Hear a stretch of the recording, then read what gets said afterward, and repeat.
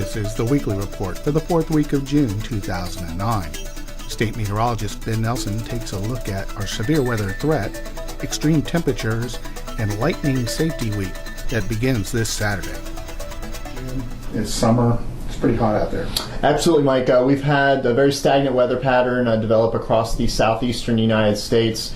We've been on the periphery of this ring of fire, if you will, looking at the satellite water vapor imagery here this morning. A ridge of high pressure over the Gulf of Mexico. These darker colors here indicate dry air, and these are thunderstorm clusters that have been rotating all the way across the Midwest and dropping down into the Florida Peninsula during the afternoon hours. And we're going to have another one of those this afternoon with some potential for severe weather. But again, the overall story, especially in the Florida Panhandle, is hot temperatures, and that's really going to continue throughout the weekend. This ridge will actually expand over the state as we head on into the weekend, so those scattered afternoon storms, some that have been severe, will probably decrease in coverage Friday and especially Saturday and Sunday. So with Father's Day activities, have a lot of outdoor plans, make sure that you stay hydrated. That's the number one issue this weekend. Heat indices 105 to 110. Again, that's when we take the actual air temperature of the 95 to 100 degrees and combine it with the relative humidity values. So to your skin, it will actually feel much hotter.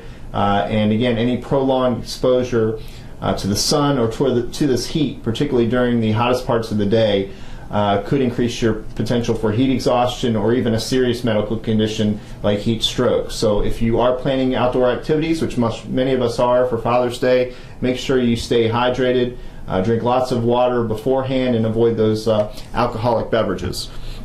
As we go through again into early next week, it does look like this weather pattern will shift. The high pressure, again, that has been ridging across the Gulf of Mexico will start to shift to the west. And again, you saw that ring of fire. That will mean that we'll have more thunderstorms heading into next week.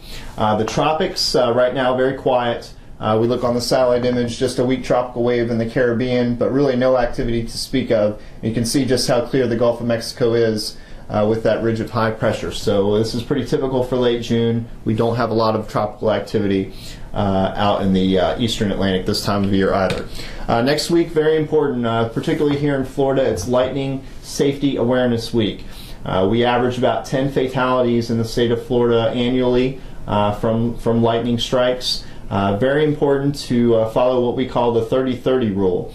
Know that once you hear thunder, you're at risk to be struck by lightning, and particularly if you count the seconds between a lightning flash and the time you hear thunder, if that's less than 30 seconds, you need to find safe shelter indoors, and then wait 30 minutes after the last audible sound of thunder.